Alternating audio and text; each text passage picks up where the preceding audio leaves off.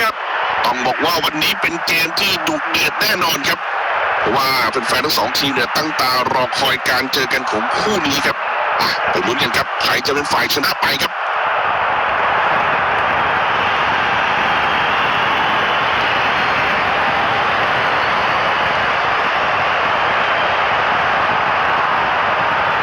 เกมเริ่มครับมาตามดูเกมแห่งความมันเกมนี้ไปด้วยกันครับ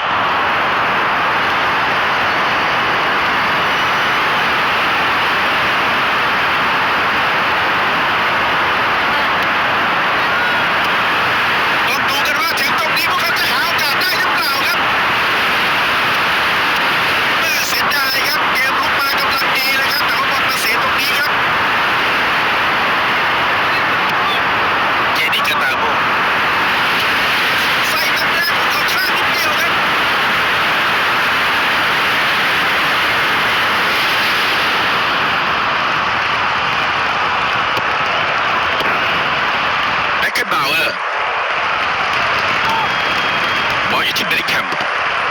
โอ้โหยังบอลมาได้เยี่ยมเลยครับผู้ตัดสินให้เป็นลูกฟรีคิกของเรอัลมาดริดครับ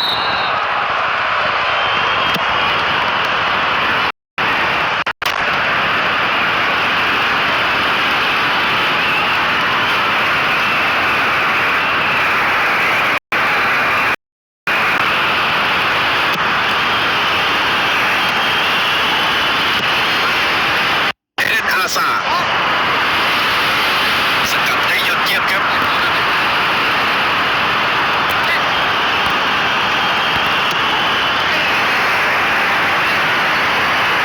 เบริแคมมาแล้วครับเอาแล้วโอกาสมาโอ้ติดเซฟแต่บอลยังอยู่ตรงนั้นนะครับตรงนี้ยังไม่มีอะไรเกิดขึ้นมาครับแฮร์รี่เคน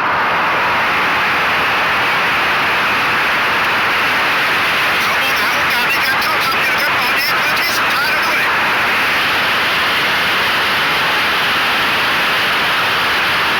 แฮร์รี่เคนมาแล้วโอกาสขึ้นนำมาแล้วไม่มีปัญหาสำหรับมาร์ตินัสวิลลี่ครับ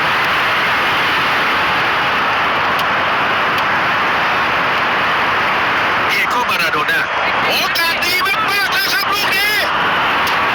เรียบร้อยครับชนครับโอ้โหเข้าไปแล้วครับมาแล้วครับประตูแรกของเกมนี้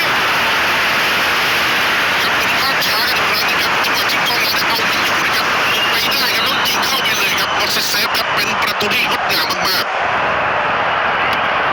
เอเดน อาซาผู้ตัดสินเป่านกหวีดหมดเวลาครึ่งแรกครับคุณผู้ชมช่วงนี้เราพักกันครู่เดียวนะครับแล้วเดี๋ยวกลับมาชมเกมในช่วงครึ่งหลังกันต่อครับว่ากันต่ออีก45 นาทีนะครับจากครึ่งแรกที่ผ่านไปเรอัลมาดริดเริ่มต้นได้ดีเลยครับเดียโก้ มาราโดน่าได้พาบอลลุยขึ้นมาครับลูกนี้สกัดบอลได้ครับแฮร์รี่เคนเจอรินชา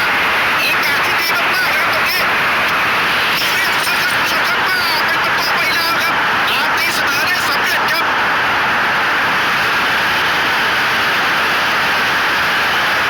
โอ้โหมาดูกันอีกครั้งหนึงครับเอาไม่อยู่จริงๆครับว่าผู้เล่นฝั่งตรงข้ามครับไม่มีใครหยุดเขาได้เลยครับลากตะลุยมาแล้วทำประตูได้ด้วยครับโอ้โหต้องปรบมือให้เลยครับเดียโก้ มาราโดน่า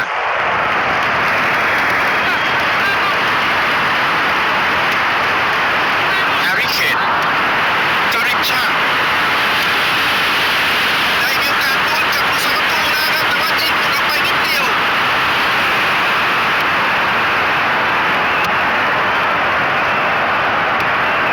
ลุยส์ฟิโก้